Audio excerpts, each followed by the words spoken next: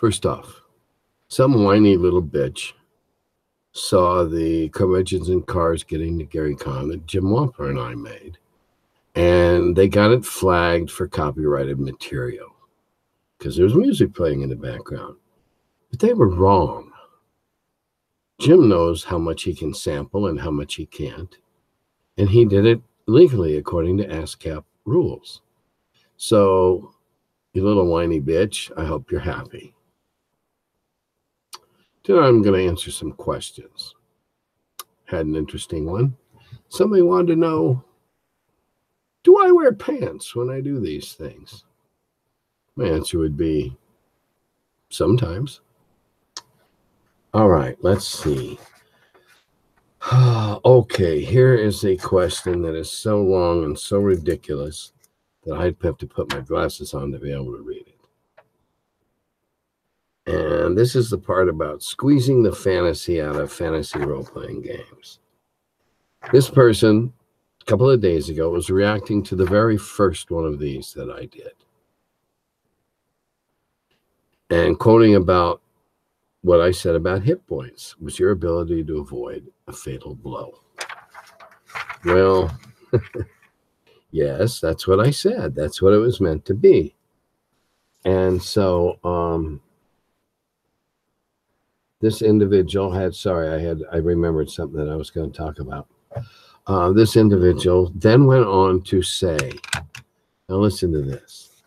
Talking about your rule lawyering nitpicking. How would this version of hit points explain high-level fighters with no fatigue being able to fall into a 100-foot deep pit trap, taking an average 35 damage and survive rather than die? It's not stamina, as the person falling is fully rested. It's not tricking the floor of the pit by a feint or versus your adversary you can't use again. And it's not dodging, since you cannot avoid the floor. Falling and other damage subtractions represent actual injury, not just not very well. Goes on. If this wasn't enough, if he hadn't parsed this far enough. Rolling upon impact won't dissipate the force and isn't going to work at those velocities and momentums. Okay, first point, you're obviously overthinking this. Even ninjas need to touch the walls of a shaft to slow themselves down, and if you fall distant from those walls in free fall, you won't have that option. Nor is dodging away from a granite, limestone, concrete floor at the bottom of the pit doable. It may never have been well conceived by Dave Arneson and Gygax, but hit points must have to a large degree represented damage absorption, at least initially, and it was an afterthought that they also represented dodging. I find this interesting. He's now gone back in the past in his Wayback Machine and read Gary's and Dave's minds. Interesting. Okay, let's go on here. And the fact that the visualization or explanation of in-game consequences still doesn't work well, like an example of a deep pit and the high-level fighter still surviving when dodging is impossible, shows hit points as a concept was never very well thought out by its designers, and that they never really knew what hit points meant. Oh shit, where do I begin? Number one, dude, you're overthinking this way too much. It's fantasy. Come on, get real. It's fantasy. Yeah, you or I don't care how buff we are. Back when I was in high school in the gymnastics club, I couldn't have fallen down a 100-foot pit. Say that one quick. Pardon me. I couldn't fall down a 20-foot pit without probably busting or spraining an ankle. It's fantasy. It's fantasy. I don't know. Maybe he got lucky and bounced like a pinball. Bing, bing, bing, bing, bing, bing, bing, bing, bing, bing, down those walls and only took scuffing damage. I don't know. But I do know this. It can't be muscle and blood. Ask anyone who's had a surgery or even a serious injury in some part of the body that moves or flexes or is used a lot. And get a good cut and get a good scar. And tell me what it takes to overcome that scarring and making sure that that scar does not bind and tighten up your arm back at yourself. And now we're back in this supposedly roughly medieval setting, fantasy, etc. I guess if you want, you could have a Mayo surgeon on call with a laparoscopic device that could fix all these guys.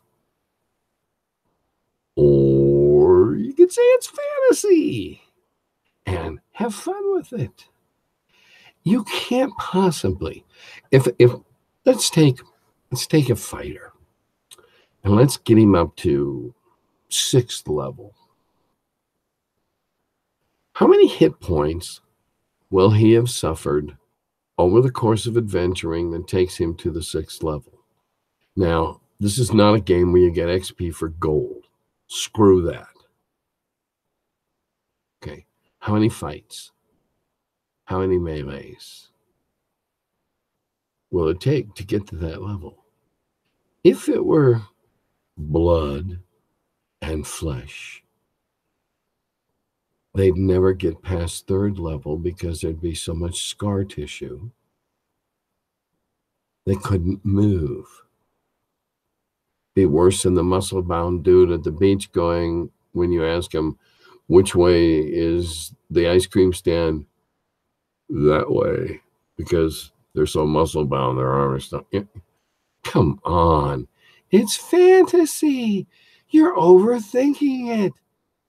If you want to have 100-foot pit traps in your dungeon and have people fall into them, I don't give a damn what happens to them in your world.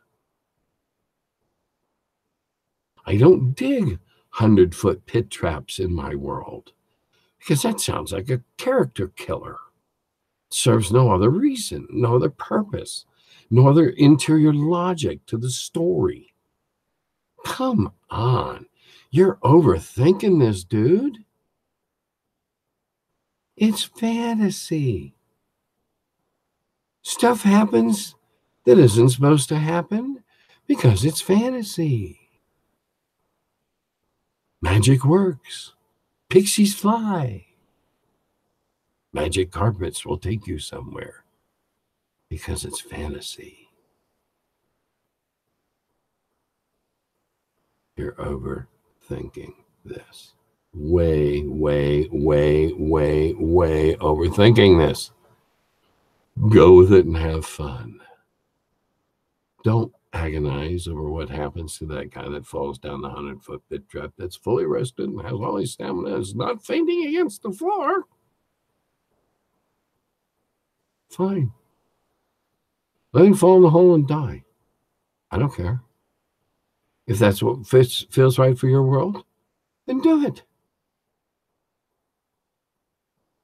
It's not the way it was intended.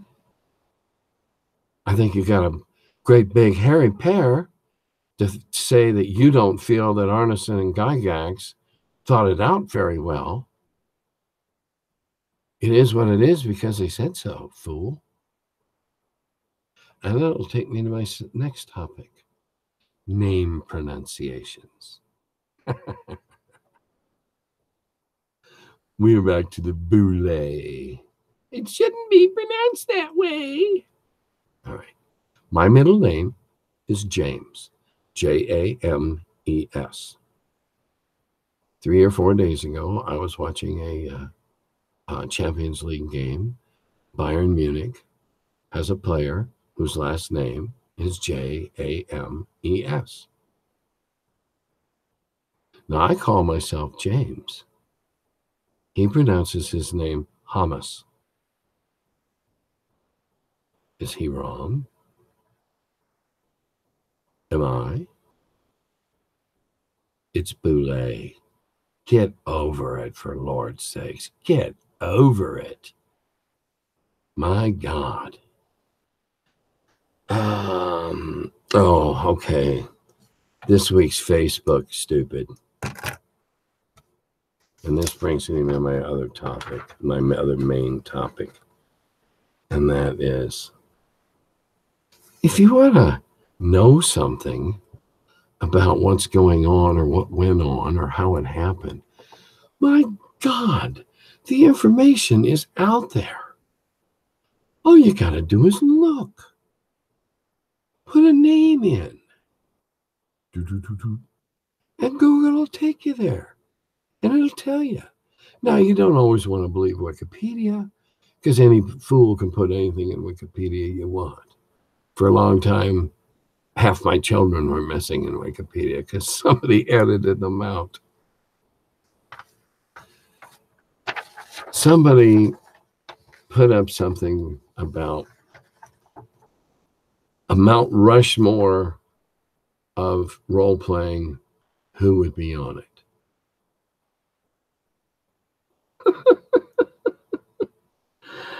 I tell you, I had to laugh and laugh. There was one person on this particular list that I saw that was a shoo-in, and then one that was a probable. Now, this list, as I saw it, because it kept changing there for a while as people got in, these are the faces that you go on Mount Rushmore with Gary. Rob Kuntz.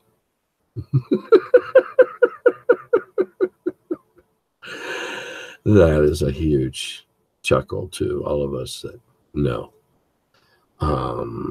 Dave Arneson, obviously. That's a no-brainer. Darlene. Okay. Certainly, she gave us a visual image that us old gamers still hold in our mind with our Greyhawk maps and everything. Okay. Len Lakofka. Lenny's a great guy. He and Gary were friends way back when.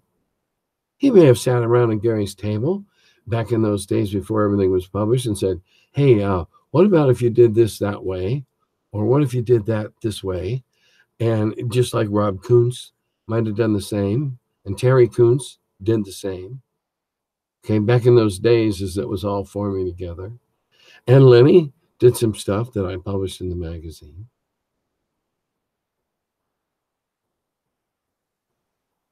Mount Rushmore? I don't think so. And Lenny would laugh himself silly if he heard it. And then somebody else, somehow somebody named Carl Sargent got on there. I don't claim to know everything about the gaming field, but I had to look this guy up, and I had to laugh.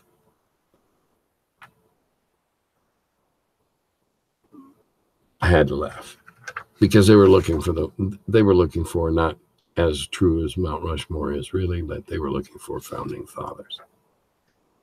And then I read something else. And this is what prompted me to wonder, why in the hell don't you look this stuff up, younger gamers? That's old gamers. We're glad that you're interested, but my God, where are you getting some of this information? There was a name on here that was suggested that this person could be on this edifice. And it's in French, and as we all know, I don't pronounce French with a shit. Francois Marcella Freudeval. And here's the quote. Leaving aside his close collaborative relationship with EGG on AD&D 1E, and that's where my head exploded. The only person that closely collaborated with EGG on AD&D 1E was named Tim. Nobody else. This guy came over to TSR in '82, stayed a couple of years, went back to France, worked on Oriental Adventures, stuff like this. Okay, secondary material. I don't even know if he was involved in 2E. It's interesting that the young gamers point out that these certain people had an influence on them, mainly because a book that they wrote was one of the first ones that they saw and got them hooked.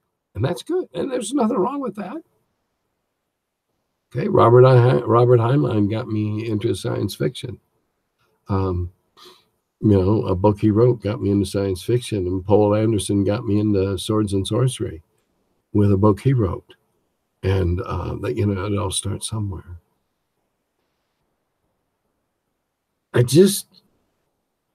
Why aren't you out looking to find out what really happened? There's good books out there. Playing at the World is the most extensive, and it's a tough crawl, but it's factual. There's others out there. There's books about Gary. There's other books about the game. There's movies being produced. All you gotta do is ask. Most of us old timers, we know what we did. We don't have to claim anything we didn't do. We're content with our achievements and what we did. Just ask us. We'll be glad to tell you. But my goodness, some of this is so. Where did my eyeballs just spin, and it's like, where did you get this information? I'm not the only one who's all over YouTube with stories about the old days, though I may be one of the more prominent ones at the moment. But I've always answered questions about how things happened as far as what I knew about it. Okay, I couldn't tell you what happened at other companies or anything like that anymore, except, I very, very mundane, very ordinary details, no inner secrets, because it wasn't that we were hiding what we were doing from each other. We were just so busy doing what we were doing, we didn't have time to share. Find out, ask, go online. My God, this is the 30th one of these I've made. And then there's all those ones that the Dorks of Yore made. I think there was 8 of those, and there's a 2-hour one, and there's a couple other 1-hour ones. And I'm just one guy from the old days. There's other people that have vids up there and interviews and things, and they'll tell you what happened because we were there.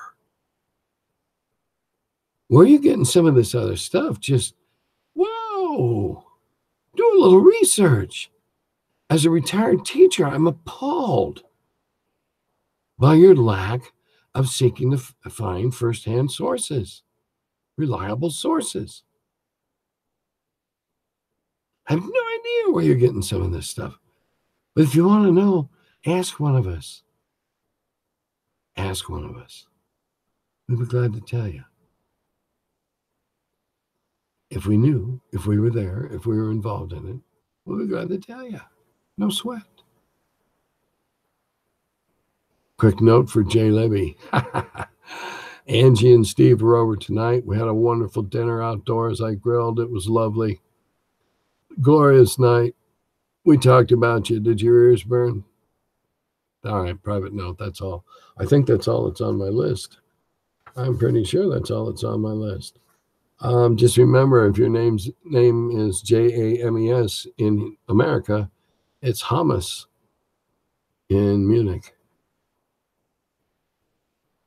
Good day.